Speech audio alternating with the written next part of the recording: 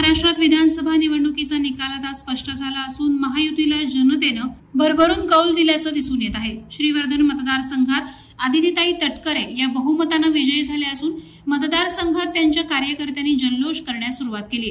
लाडकी बहीण या योजनेच्या शिल्पकार आदिती तटकरे यांना महिला तसंच तरुण मतदारांनी भरभरून वोट केल्याचे आकडे समोर आले।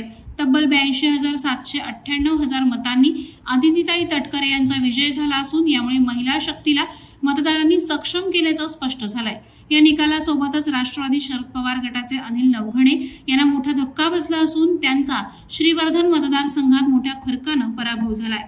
वादळवारा लाईव्हसाठी वैभव तोडणकर, श्रीवर्धन।